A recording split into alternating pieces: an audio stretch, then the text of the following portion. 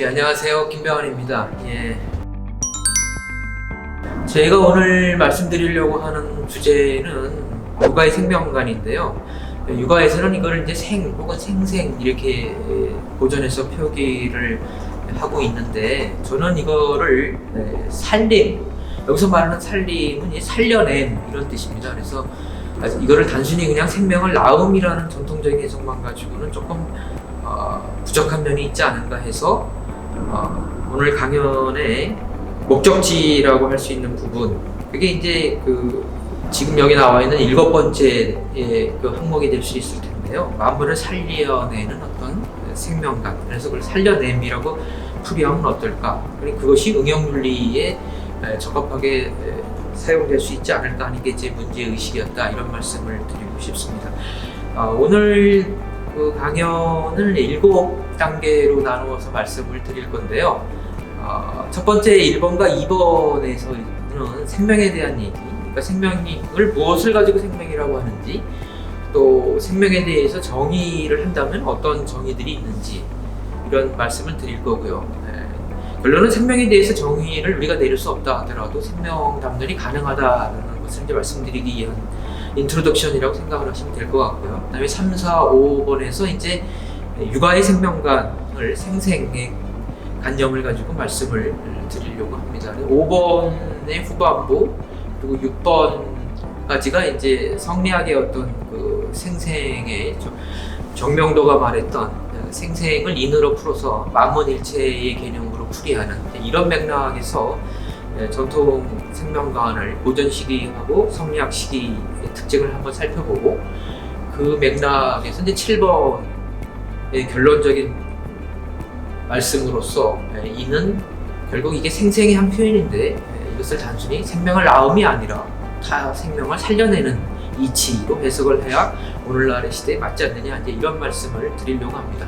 이 목차가 어쩌면 지금 머릿속에 그려질 수도 있고, 이런 생각을 안 하셨던 선생님들에게는 좀 생소할 수도 있는데, 들어가면서 아웃라인을 말씀드렸다 이렇게 이해를 하시면 이해하기가 쉽지 않을까 싶습니다. 먼저 그래서 생명이란 무엇인가라는 문제를 먼저 좀 생각을 해보면요, 사전적 정의에 의하면 생명은 살아서 숨쉬고 활동할 수 있게 하는 힘이라고 되어 있습니다. 이게 어원을 좀 찾아보면 우리 알타이 계통의 북방 퉁구스어에서는 이걸 에르겐이라고 얘기를 하는데, 이 에르겐의 뜻이 우리가 지금 얘기하는 숨을 쉰다든지 혹은 리빙 파워 이런 뜻으로 쓰고 있습니다.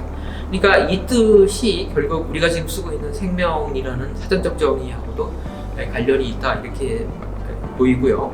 또 서양 쪽을 잠깐 보면은 피시케라든지 조에라든지 비오스 같은 개념들이 생명과 관련된 것인데, 피시케의 경우에는 너무 유명하니까 물론 영혼이라는 것으로 많이 알려져 있지만, 인간의 어떤 정신현상을 통칭하는 단어라서 잘 알려진 거고요. 조에라고 하는 거, 비오스라고 하는 것도 기독교적인 세계관 안에서는 숨 혹은 생명 이런 뜻을 가지고 있습니다.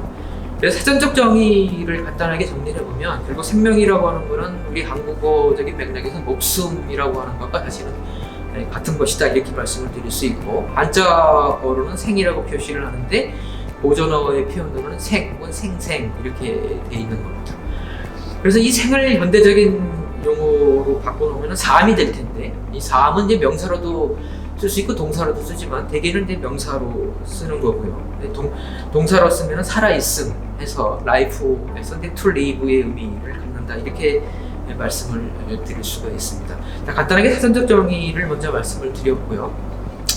그런데 생명에 대한 정의가 어떤 것이 있는가를 한번 찾아보면, 일반적으로 이 아까 비오스, 바이오의 어떤 어원인데요. 거기서 우리가 보는 것처럼 이 바이올로지 생물학의 시대에 과연 자연과학 쪽에서는 생명을 어떻게 정의하는가 하는 것을 우리가 좀 살펴볼 필요가 있는데, 전통적으로 생리적, 대사적, 유전학적, 생화학적, 연력학적 이런 정의들을 사용을 하고 있습니다. 자연과학 분야에서요. 그래서 이 중에서 가장 오래된 것이 이제 생리적 생명에 대한 정의인데, 생리적 정의라고 하는 건 뭐냐면 우리 인간의 경우에도 이제 배아 상태에서 태어나지 않습니까? 그래서 그 배아 상태에서 성장을 해나가는 어떤 개체로 성체로 이제 자라난다라고 말씀을 드릴 수가 있는데, 어떤 생리작용을 지닌 대상을 생명 활동을 영위하는 개체로 보는 것, 이게 생리적 정의입니다. 유전학적 정의라고 하는 건 요즘 이제 많이 각광받고 있는 유전학적 정의에서 생명이라는 걸 정의하면은 유전자 DNA를 복사하는 것, 이 무한 복사도 가능하겠죠. 그래서 뭐 박테리아 같은 것도 우리가 생각해 볼 수 있고, 요즘 많이 얘기하는 코로나 바이러스의 경우도 그렇습니다. 그러니까 이런 어떤 단위체들을 하나같이 다 생명이라고 부릅니다. 근데 이게 이제 우리가 꼭 인문학을 하고 있어서가 아니라, 철학을 공부하는 사람들이어서가 아니라, 이런 식의 정의나 이런 식의 어떤 풀이들이 인간 생명론 혹은 동양 고전에서 말하는 생명론을 이해하고 해석하는 데는 큰 도움은 되지 않습니다. 다만 참조해 볼 필요가 있는 거죠. 당대의 생명공학에서는 생명을 어떻게 푸느냐, 뭐 이런 맥락, 자연과학적 정의는 어떤 것이냐, 이렇게 한번 해서 찾아볼 필요는 있는데, 역시 불만족스러운 정의들밖에 찾을 수가 없고, 더 놀라운 것은 자연과학 분야 안에서도 어떤 통일된 생명에 대한 정의, 그러니까 생물학자가 보는 것, 화학자가 보는 것, 유전학자가 보는 것들이 다 다르다, 이런 맥락이 역시 눈에 띄는 하나의 현상이다, 이렇게 말씀을 드릴 수가 있습니다. 그래서 앙리 베르그송 같은 철학자는 창조적 진화론에서 크리에이티브 에볼루션이라는 거에서 보면은 생명에 대해서 직관할 수 있을 뿐 그것은 인식의 대상이 아니다, 이렇게 얘기를 하고 있는 걸 우리가 찾아볼 수 있습니다. 지금 여기서 이해될 뿐이라고 하는 거는 이제 한국어 번역본의 맥락에서 제가 써서 법정에서 색깔을 제가 칠해놨는데, 여기서 말하는 거는 이제 어떤 지적인 이해를 말하는 게 아니고요, 직관적인 파악, 이런 거를 말하는 겁니다. 그래서 직관적으로 이해될 수 있을 뿐이지 논리적인 설명, 인식의 대상이 될 수는 없다, 이렇게 얘기를 합니다. 뭐 그 사람이 말하는, 앙리 베르그송이 말하는 생명의 내적 충동, 이런 것들이 사실 뭐 논리적으로 풀이되기는 굉장히 어려운 개념이겠죠. 그러면 정리해 보면은 생명이라고 하는 것이 정의가 불가능한데, 그러면 우리가 어떤 유가적 생명 담론을 얘기하기가 어려운 거 아니냐, 정의도 내리지 못하는데 어떻게 우리가 이 얘기를 할 수 있느냐, 이런 생각을 할 수 있습니다. 근데 어떤 개념에 대한 정의로부터 시작하는 것은 플레이토 이래의 소그라파 문명사의 어떤 전형적인 특징이다, 이렇게 말씀을 드릴 수가 있는데, 실제로 우리가 개념적으로 정의할 수 없는 것들이 생각해보면 굉장히 많습니다. 제가 여기 사랑 하나만 써놨지만, 젊은 사람들이 가장 관심 있는 어떤 이성에 대한 애정이라고 하는 것에 대해서, 그 오묘한 어떤 감정에 대해서 우리가 정의를 내릴 수는 없습니다. 또 우리가 정의를 내리고 사랑을 하지도 않습니다. 그러나 우리는 분명히 우리 사업 속에서 사랑하고, 또 사랑에 대해서 많이 논하고, 많은 그 문학 작품 속에서 사랑이 주제가 되고, 이렇게 얘기하는 걸 우리가 볼 수가 있죠. 그러니까 무슨 얘기냐면, 사랑에 대한 정의 혹은 자유에 대한 정의, 지무어가 말한 대로 1903년에 프린시피아 에티카에서 말한 대로 개념적으로 정의 내릴 수 없는 단순 개념, 심플 아이디어라는 걸 얘기를 한 적이 있는데, 벌써 그렇다 하더라도 우리가 도덕적 선을 개념적으로 정의하지를 못한다 하더라도, 많은 사람들이 선에 대해서 얘기를 하는 것, 그 현상, 그리고 그것이 도덕적 선에 대한 혹은 생명에 대한 담론이 필요한 것, 이거는 우리가 부인할 수가 없다는 말씀을 드리고 싶습니다. 자, 그런 맥락에서 우리가 육아의 고전들을 찾아보면은 아까 말씀드린 대로 생이나 생생이라는 단어들을 우리가 만나게 된다는 거죠. 그래서 더 나아가기 전에, 그러면 고전 텍스트에서 인간의 생명이 어떻게 탄생되는지를 설명하고 있느냐를 보면 크게 두 가지입니다. 하나는 정으로부터 기로, 그래서 기로부터 신. 여기서 신이라고 하는 거는 젊은 사람들의 어떤 언어 속에서 귀신, 이렇게 되면 고전을 완전히 오독하는 게 되겠죠. 그죠? 이건 하나의 정신현상을 말하는 겁니다. 그러니까 어떤 에센스라고 할 수 있는 생명의 에센스가 있었고, 그것이 더 뭉쳐서 기의 덩어리가 되고, 거기서로부터 어떤 정신현상이 생겨난다, 이렇게 얘기를 하는데, 태국도서에도 보면은 주도니가 말하기를 형체가 형성된 다음에 거기서부터 지혜작용, 지각의 작용이 생긴다, 이렇게 얘기하는 거하고 유사하게 이해할 수 있고, 이런 것들이 어떤 생물학적 세계관과 상당히 일치되는 점이 있다, 이렇게 말씀을 드리고 싶습니다.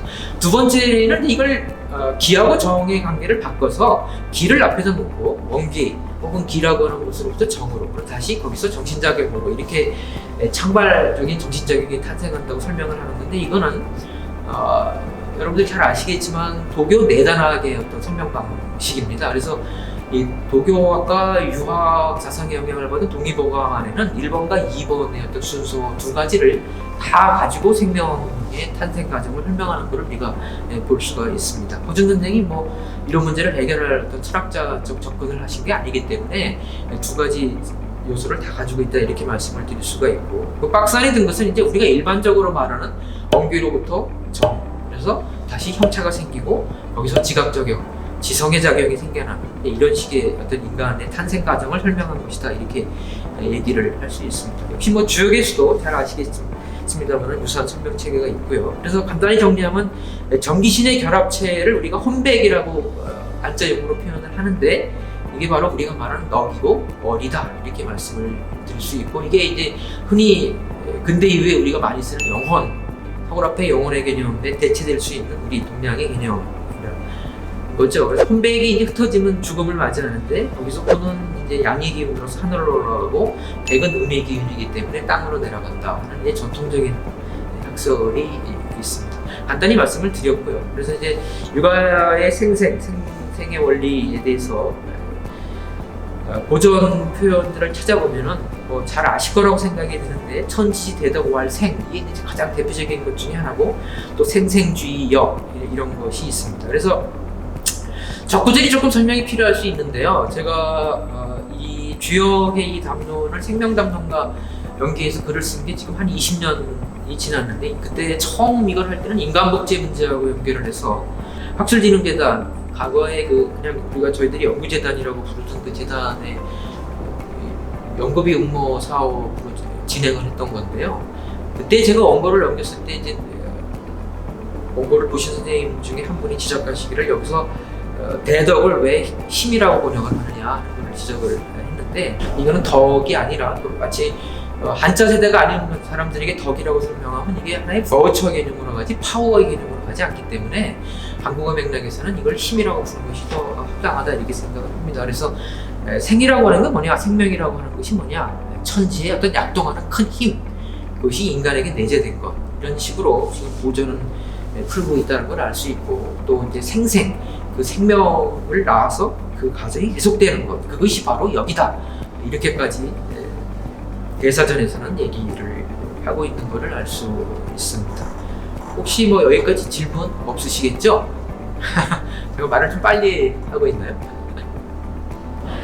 이제 마지막 줄에 있는 얘기가 제가 하고 싶은 얘기를 적어놓는데, 현대적 의미에서 사복은 생명과 생명을 끊임없이 탄생시키는 작용, 이것을 생생이라고 하고 생이라고 고전에서는 표현을 했다 이렇게 얘기를 할 수 있습니다.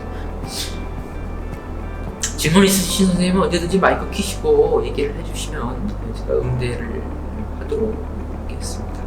그래서 아까 이제 말씀드린 그 베르거성의 텍스트에서 보면은 생명의 약동, 바이털 에피티우스를 얘기를 하는 게 있는데, 그분이 사실 이 부분은 그 베르거성의 이 어떤 철학에 대해서 우리가 조금 비판적으로 말한다 그러면 약간 좀 신비적이지 않느냐 하는 게, 특히 이제 서양학자들이 얘기할 때 많이 하는 얘기인데, 또 이 생명의 약동 같은 거를 논리적 단어로 설명해낸다는 것, 이거는 아무래도 소그라파의 문명사의 어떤 그 아폴로적인 주지주의적인 흐름에서 보면 조금 안 맞는 부분이 있는 거죠. 오히려 우리 동양 쪽 부분과 상당히 맞는 부분이 있지 않나 이렇게 생각이 들고, 혹시 이런 어떤 생명의 내적인 힘, 그래서 진화라고 하는 것은 어떤 외적인 상황에 맞춰서만 진행되는 것이 아니고, 생명이라고 하는 것이 존속하기 위해서는 내면의 어떤 극적인 변화들이 있어야 된다는 앙리 베르그송의 말을 표현한 이 생명의 약동, 이런 것이 생생부리의 세계관과 상당히 유사하지 않느냐 하는 생각을 하게 됩니다. 주역에서는 이 생생의 원리를 얘기할 때 지금 이제 음양을 얘기를 하는 거죠. 이게 건곤, 천지라고 되어 있는데, 이걸 이제 다른 단어로 바꿔놓으면 또 두 가지 대대하는 그 사이에서의 상호 보완, 보충, 그래서 생명을 창출해내는 과정, 이렇게 생각을 할 수가 있습니다. 이거를 토메황, 황동메이 선생이 아마 동아시아에서는 가장 먼저 잘 정리해서 표현하지 않았는가 싶은데요. 그분이 쓴 생생지덕이나 이런 텍스트들을 보면 이렇게 설명을 하고 있습니다. 우주는 역동적으로 생명을 창상하는 창조의 끝없는 과정이며 이 생명 창생의 과정 속에서 자연과 인간은 융화하여 comprehensive harmony, 아주 포섭적 화해를 이룬다. 이렇게 얘기를 한 부분이 있습니다. 굉장히 이제 앙리 베르고송의 입장과 유사한 맥락이다 이렇게 말씀을 드릴 수가 있을 것 같습니다. 두 가지 요소가 이제 음향이고 이거를 가문 혹은 뭐 대대 이렇게 이제 주역적 세계관 안에서 얘기를 하고 있습니다. 그래서 찾아보면은 뭐 천지가 교감하니까 만물이 서로 형통한다든지 천지 음향 두 기운이 작용하여 만물이 순화하고 남녀의 전기가 합해져서 만물이 변화 생성된다. 뭐 이런 구절도 있고 또 이 반대되는 구절도 있습니다. 비계 같은 데를 보면은 두 가지 음과 양의 기운, 천지의 기운이 교합하지 않으니까 생명이 탄생되지 않는다 하는 얘기. 그리고 이거를 반대로 표시해 둔 거라고 생각이 들고요. 이 맥락에서 잘 알려진 구절이 이제 이름이량지도가 아닌가 싶습니다. 유사한 표현이 역시 주역에 많이 나오는데 일동일정이라고 해서 성리학적 담론에서 굉장히 중요하게 된 이 컨셉도 그렇고요. 일성일강도 그렇고요. 또 뭐 이런 것들의 배경에 있는 것은 아무래도 물극필반이라는 주역 추계의 세계관일 겁니다. 근데 이게 한쪽에 그거라고 하면 다시 돌아온다는 세계관은 사실은 또 생각해 보면은 이 두 개의 극이 서로 이렇게 공존해서 진행돼야 된다는 상호 공존의 논리가 이미 깔려 있다고 얘기를 할 수 있고, 이거를 조금 확장해서 보면 실은 도덕경의 유무의 세계관, 앙피엘주의 어떤 무엇을 중요시하는 이런 본체론적 사유가 아니고 어쩌면 노자의 저자들이 원래부터 생각을 했을 거라고 우리가 요즘 많은 분들이 말씀을 하시는 유와 무의 어떤 새끼꼬임, 그래서 어떤 좀 극단적으로 말하면 데리다의 차현식의 어떤 이런 세계관 안에서 생각을 해보면 결국 이거는 상대가 있어야 내가 존재할 수 있는 상호 공존의 원리로 나아가는 그런 밑바탕이 되는 근본적인 펀더멘탈 시어리라고 우리가 볼 수 있고요. 그래서 여기서 오늘 제가 말씀드리려고 하는 타자에 대한 열린 마음, 생명의 연대, 생명의 공전성, 이런 것들을 오히려 우리가 이런 데서 더 이름일양이라고 하는 거 안에서 끊어낼 수 있지 않느냐, 이렇게 생각이 듭니다. 우리 김도일 교수님이 생각하시는 생명의 이 시리즈가 아마 이런 쪽의 방향이 아닌가, 제가 짧게 정서를 통화했지만 그렇게 이해를 했고요. 준비하시는 그 시리즈 중에 태교에 관련된 어떤 그런 생명 담론도 역시 이런 상호공존과 타생명을 있는 그대로 받아들일 수 있는 열린 마음, 이런 것들이 전제로 되는 게 아닌가 싶어서 말씀을 좀 드렸습니다. 근데 이제 우리가 한번 생각을 해볼 것은 천지가 만물을 창생하고 양육하는 이유가 무엇인가, 이런 질문을 던져볼 수가 있는데요. 이거는 주역적 세계관이나 기독교적 세계관과 상당히 유사한 것 같습니다. 그러니까 전지전능하고 자기 충만적인 존재인 그 퍼스널 갓을 전제로 하는 기독교적 사유 안에서 왜 어떤 피조물이 필요한가를 얘기할 때 이 시알러지, 신학의 담론 안에서는 이거를 이제 신의 어떤 자기 사랑의 표현, 자기 사랑의 전개, 이렇게 얘기를 하지 않습니까? 그래서 주역을 우리가 읽어보면은 이 천지라고 하는 어떤 절대 존재, 이게 단순히 그냥 하늘과 땅이 아니지 않습니까? 이걸 영어로 표현하면 대문자 H, heaven이라고 얘기를 하고, 기독교의 세계관 안에서 어떤 절대적인 어떤 그 세계라고 우리가 천지를 이해해야 된다면은 하이데거식으로 말하면 대문자 being이 되겠죠. 그러니까 그런 어떤 절대적인 존재가 왜 이 만물을 창상하느냐 하는 이유는 기독교적인 담론을 빗대가지고 쉽게 추론해 볼 수 있는데, 이것이 바로 천지가 자신의 존재 양식을 드러내는 방식이다, 이렇게 말씀을 드릴 수가 있습니다. 즉 생명의 창출이라는 생생의 과정을 통해 가지고 만물에 대한 천지의 사랑, 인이 드러나는 과정이 우리들에게 확연하게 접수되고 직관적으로 파악될 수 있다, 이렇게 말씀을 드릴 수 있고, 근데 이거에 착안한 것이 정오가 생생한 인이다라고 풀이한, 그러니까 성리학적 담론 안에서 생생이 인으로 넘어가는 뚜렷한 계기를 정명도라는 인물이 만들었다고 하는 것에 뭐 별 의의가 없을 텐데, 그 맥락에서 보면 이제 이렇게 우리가 얘기를 할 수 있고, 이 천재적인 인물인 명도가 이 문제를 아주 잘 착안해서 생생을 가지고 인을 풀었다, 이렇게 말씀을 드릴 수가 있습니다. 생명에 대한 말씀을 쭉 드렸는데, 중생이라고 하는 거는 이제 뭐 경물중생이라는 양주학파의 컨셉을 선생님들이 잘 아실 텐데요.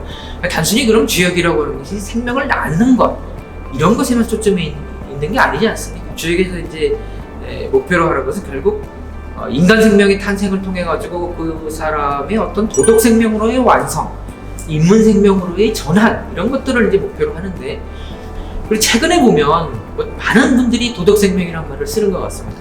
그래서 개인적으로 좀 소외를 느끼는데, 어쨌건 간에 주역이 단순히 중생, 생을 중요시하고, 뭐 도가 특히 양주학파, 도덕경 텍스트 안에서도 생명을 중시하고, 장자 텍스트 안에서 생명담론, 생명의 중생 개념을 중요시하는 그 흔적이 분명히 뚜렷하게 있는데, 단순히 그런 것을 넘어선 도덕 인문 생명을 주역을 지향하고 있다는 것은 지금 여기 군자의 도를 행하는 사람이 드문데 그 성대한 덕과 대업이 참으로 지극하구나 하는 이런 글귀, 그리고 결국 주역에서 말하는 대인의 개념, 이런 것들을 통해서 우리가 아주 뚜렷하게 알 수가 있습니다. 그래서 여기서 말하는 생생의 목표는 자신에게 내재에 대한 어떤 천지의 본성을 이 땅에 실현시킴으로 해서 타 존재와 함께 더불어 살아가는 생명 공동체를 만들어가는 것, 그런 사람이 바로 대인이고, 또 중형에서 말하는 천하지성이고, 우리가 흔히 말하는 천지인 삼재사상이 아닌가, 이렇게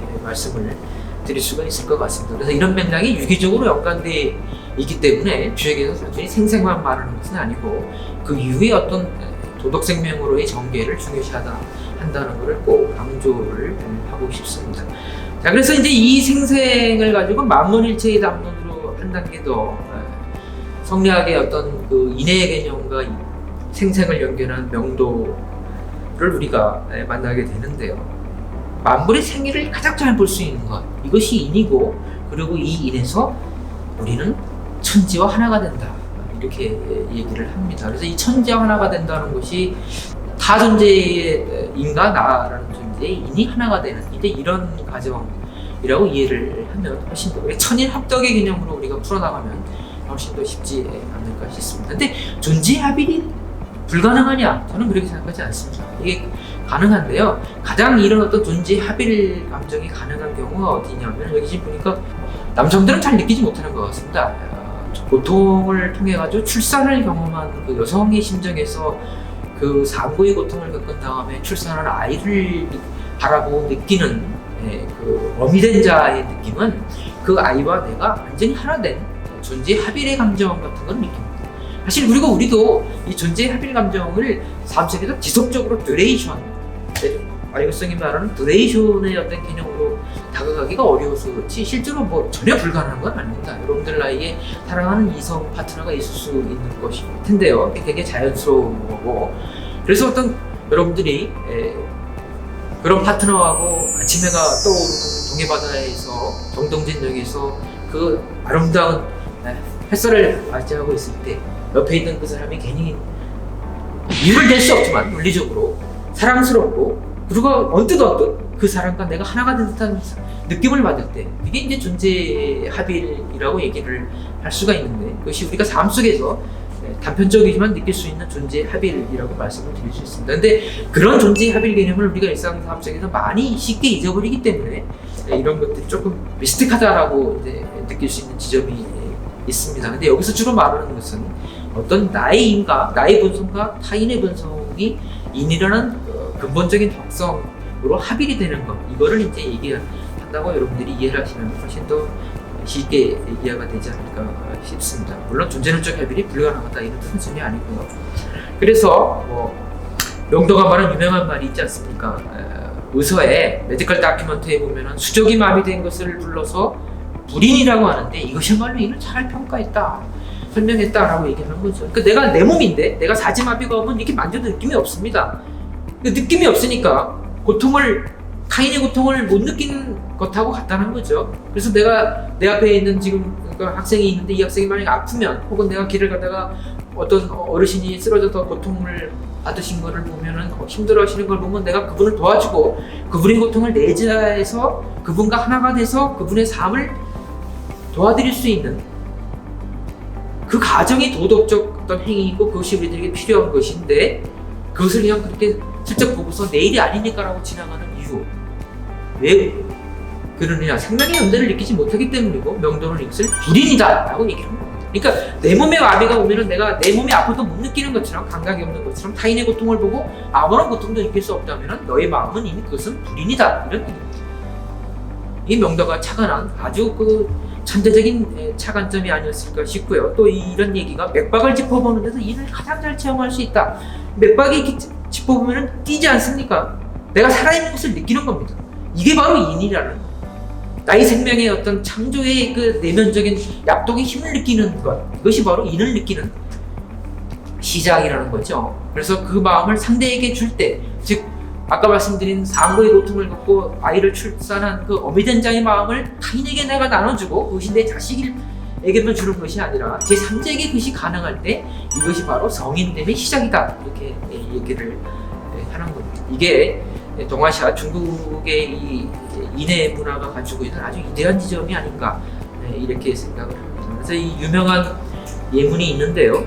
주돈이라는 이제 그 태국 도서의 저자이면서 주의가 그렇게 존경했던 인물, 미국 성리학의 단서를 열었던 이 인물이 정명도라는 사람을 13, 14살일 때 그 형제 둘을 가르친 경우가 있는데, 정명도가 그 주 무숙 선생에게 이렇게 물었다는 거죠. 선생님께서는 왜 그 창 앞에 풀이 그렇게 무성한데 그걸 제거하지 않습니까? 라고 물으시니까 무숙 선생은 여 자가의사 일반, 나의 살고자 하는 나의 뜻과 같다. 즉 나에는 그 풀에 살고자 하는 생의를 느낄 수 있다. 그러므로 나는 차마 그 풀을 벨 수 없다. 이 말이 지금 뒤에 생략되어 있는 겁니다. 훗날 주위의 제자가 이 구절을 물었을 때 주위의 얘기는 그건 그렇게 따져서 이해할 것이 아니라 너의 생의와 그 풀의 생의가 어떤지를 네가 직관적으로 파악만 하면 되는 것이지 그건 그렇게 논리적으로 따져볼 일이 아니다, 이런 식으로 얘기를 합니다. 명도가 가지고 있는, 주인은 정명도의 학술을 평가할 때 방법론상에 있어서는 특히 인설 같은 것도 그렇고 학자는 인과 호련이 일체가 돼야 된다는 이런 글귀를 얘기할 때는 츠화, 다이가오 이렇게 되어 있습니다. 차하, 태고 이렇게 되어 있는데 이 말씀은 너무 높다, 이런 얘기죠. 실은 이거는 비판한 겁니다. 이 말씀이 너무 오매하고 좋긴 한데 초학자들은 이 말로는 참 배울 수 있는 내용이 없다, 이런 겁니다. 이거는 명도 같은 천재만이 알아들을 수 있는 얘기다, 이런 얘기를 하는 거거든요. 근데 지금 그런 비판을 했던 주희도 이 구절을 얘기할 때 이렇게 얘기를 합니다. 거기에서 그거는 그렇게 따져 부를 것이 아니라 생의를 바로 느끼는 것, 직관하는 것, 여기에 키포인트가 있다, 이런 거죠. 그래서 생생의 원리가 우리 삶과 만물이 관통하고 있다는 것을 네가 즉각적으로 느껴야 된다, 이 얘기를 주의가 지금 하고 있다라고 말씀을 드릴 수가 있습니다. 그래서 우리가 이제 이 생생의 담론이 주의에게 들어오면 아주 뚜렷하게 이렇게 인과 연계돼서 생명의 연대로 풀이가 되는데요. 본문 구절들이 보면 이렇습니다. 이는 천지의 생기다, 이는 나으려는 뜻이다, 이렇게 돼 있는데 그걸 정확하게 전달을 현대 한국어로 전달하려면 여기다 목적어를 넣어야 되겠죠. 이는 생명을 낳으려는 뜻이다, 이런 뜻입니다. 생명을 낳으려는 뜻이 인이다, 이런 얘기고요. 천지가 만물을 낳을 때에 인이 있다, 이런 겁니다. 이 구절을 잘 봐주세요. 이 구절을 마지막에 제가 다시 띄워서 이걸 살려냄이라는 맥락으로 풀어야 된다라고 제가 말씀을 드리려고 합니다. 그래서 이런 해석이 어떤 구절에 맞는 전통적인 해석이라고 한다면은 제가 마지막에 보여드릴 것은 현대적 맥락에서 이런 구절을 살려냄으로 풀이했을 때의 응용윤리에 우리가 인의 생명관을 적용할 수 있다는 말씀을 드리려고 하는 겁니다. 자, 그래서 이제 이 내용을 좀 정리를 해보면 천지가 만물을 낳는 그런 마음, 그거를 하나의 자연생명이라고 우리가 부른다면 사람을 사랑하고 만물을 이롭게 하는 우리 인간의 휴먼 마인드를 도덕생명이라고 얘기를 할 수가 있겠죠. 그러면 이 경우에 만물을 낳고 계는 천지의 마음과 만물을 살려내려는 살림의 마음은 하나 다른 것이 결론적으로 얘기가 될 수 있습니다. 그래서 이렇게 얘기를 합니다. 주인은 인설에서 이 마음이라는 것, 이 인간의 마음이라고 하는 이건 어떤 마음이냐, 이 마음을 설명하기 위해서 얘기를 하는 건데, 천지에 있어서는 만물을 낳는 한없이 넓은 마음이며 사람에게 있어서는 따뜻하게 사람을 사랑하고 만물을 이롭게 하는 마음으로 사덕을 포괄하고 사단을 간통하는 것. 이렇게 얘기합니다. 이제 여기서 인이 가지고 있는 어떤 전덕으로서의 심지덕이라는 것이 나오고, 이것이 하나의 원리로 설명이 되어야지만 되기 때문에 애질이라는 그 인설의 두 기둥이 없어 설명이 되는 거죠. 자, 그래서 우리가 지금 얘기를 조금 진화윤리학적인 혹은 사회생물학적인 다인주의적 시각 안에서 이거를 도식화해 가지고 말씀을 드려보면 이렇게 할 수 있을 것 같습니다. 주위에 있어서 인위이저와 같은 인간의 특성들은 어떤 인위적인 것이라기보다는 자연스러운 인간 본성의 산물이라고 얘기를 할 수 있습니다. 이것은 도덕의 기원을 설명하는 당대 진화윤리학의 입장과 굉장히 유사합니다. 그러니까 협동하는 사회성 동물의 어떤 행위로부터 도덕적 선의 기원을 설명을 합니다. 물론 거기에 대해서 비판이 있죠. 그럼 우리가 인간과 같다는 거냐? 뭐 이런. 근데 제가 보기에 사회생물학이나 진화윤리학자들의 논점은 그게 아닌 것 같습니다. 어떤 규범적인 것을 넘어서 팩트의 관점에서 우리가 도덕의 선의 기원을 설명했을 때 과학적 담론으로 설명할 수 있는 길이 무엇인가를 생각해 보면 이것만큼 강력한, 그러면서도 심플한, 그래서 우리가 참 부인하기 어려운 이런 주장이 그렇게 많지는 않은 것 같습니다. 그래서 이 도덕생명이라고 하는 것은 결국은 도덕적 행위를 우리 주변에 드러내는 것인데요. 결국 이 도덕적 행위의 드러냄의 가장 핵심은 타 존재를 살려내는 살림의 이치들을 실현하는 것이 아닌가 싶습니다. 지금 우리가 뭐 전 세계적으로 코로나 때문에 이러고 있는데 생명의 어떤 그 살려냄, 우리가 뭐 그 K 방역이니 T 방역이니 타이완의 T 방역이니 뭐 뉴질랜드, 베트남 뭐 이런 나라들의 방역의 성공함을 가지고 이제 얘기를 많이 얘기하지 않습니까? 지향하는 방향은 결국 인간 생명보다 귀한 것이 없다. 생명을 살릴 수 있는 그런 사회적인 시스템, 사회적인 도움, 연대, 이런 맥락이라고 우리가 봐야 되지 않을까 싶습니다.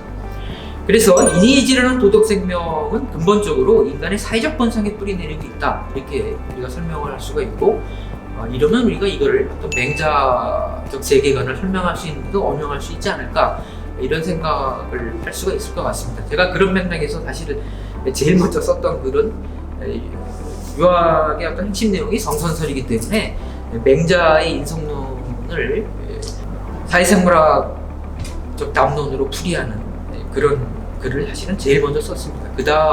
그 안에서 제가 사실 주은자가 말하는 성악의 문제를 해결하는 길을 이미 그 논문 안에서 제가 살짝 선을 보였는데, 그 이후에 제가 순자 파트를 쓰는 데는 한 20년 걸렸습니다. 자, 이제 좀 정리를 해보면 이렇게 말씀을 드릴 수가 있겠습니다. 그래서 이는 천지가 만물을 낳는 마음인데, 그래서 사람은 이 천지의 마음을 자신의 마음으로 삼기 때문에 이는 타자를 살려내며 원리를 내포하고 있다. 이렇게 말씀을 드릴 수가 있고, 생기 혹은 생생은 단순히 생명을 낳거나 생성이라고 풀이를 하는 어떤 기존의 번역, 기존의 해석을 넘어서 생명을 살려내고 안성시킨다는 적극적 의미로 살림이라고 풀어야 되지 않느냐, 이렇게 말씀을 드리겠습니다. 아까 이제 제가 말씀드린 그게 이건데요. 지금 여기서 보면은 이제 빨간 거 두 개만 가지고 간단히 말씀을 드리겠습니다. 충분히 다 이해를 하셨을 거라고 생각을 하고요. 이는 생명을 낳으려는 뜻이다가 기존의 설명이라고 한다면은 제가 제안한 해석은 이겁니다. 이는 생명을 살리려는 뜻이다. 이런 거고, 천지가 만물을 낳을 때 인이 있다가 기존의 해석인데, 천지가 만물을 살릴 때 인이 있다. 이렇게 해석을 할 것을 제안을 드리고 싶습니다. 그래서 이것이 그럼 가지고 있는 장점이 뭐냐? 예를 들어서 지금 응용윤리에서 많이 얘기하는 장기복제나 장기이식, 배화복제, 이런 응용윤리 해석을 할 때에는 단순히 생명을 낳는다, 이것만 가지고는 조금 부족하지 않는가 싶습니다. 이거를 살려냄이라는 해석이 필요하다고 생각을 하고요. 제가 지금 여기에 아까 김도일 교수님이 말씀하신 책이 이 책인데, 여기에 실린 이 글을 썼을 때만 해도 특히 유교세상연구원과 성균관대에서 주로 하시는 그 팀에서 하시는, 거기에 아마 처음에 실렸을 텐데요. 그런 생각을 했고요. 근데 그거를 좀 발전시켜가지고 제가 그 동아대학에서 바로 그 해에 이 비슷한 그 글을 하나 써달라는 부탁이 있었고, 그래서 거기 가서 제가 강의를 할 때는 지금 말씀드린 이 마지막 부분을 제가 보완해서 얘기를 드렸습니다. 그래서 그게 동아대 그쪽에서는 그 단행본으로 출판이 된 거로 제가 알고 있습니다. 알고 있는 게 아니라 나왔습니다.